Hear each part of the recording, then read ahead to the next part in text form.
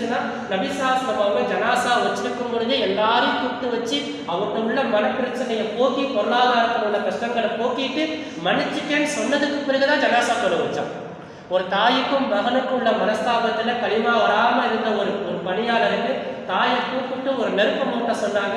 அந்த நெருப்புல உங்க பிள்ளை தூக்கி போடுறேன்னு சொன்னாங்க. அந்த அம்மா சொன்னாங்க வேணாண்டாங்க. அப்ப அந்த நபிசாஸ் அந்த அம்மாட்ட கேட்டாங்க, இந்த நெருப்புல உங்க பிள்ளை உதவுறதே விரும்ப மாட்டேங்கிறீங்க, மௌத்துக்கு பிறகு நரகத்துல போய் உதவுறதை நீங்க எப்படி விரும்புவீங்க? அவர் மேல ஒரு மனஸ்தாபத்தை நீங்க மன்னிச்சு அவரை நான் மன்னிச்சுட்டே நீங்க சொல்ல வேண்டாமா நபிசாஸ் அவங்க கேட்டாங்க.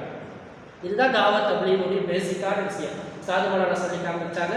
இதுதான் ஒரு உண்மையான முஃமினுடைய நியத். இதுதான் மௌத்துக்கு முன்னாடி என்னை சுற்றி உள்ள மாஹூல் அல்லாஹ்வுத்தாலா எனக்கு என்ன பொறுப்பு கொடுத்துருக்கிறானோ இந்த பொறுப்பை உணர்ந்து கொண்டு நானும் அல்லாஹ் என்னன்னு விளங்கணும், அல்லாஹ் யாருங்கிறத நானும் விளங்கணும். அல்லாஹ்வுத்தாலா இப்ராஹிம் நபிக்கு சொல்லிக் கொடுத்தோம்.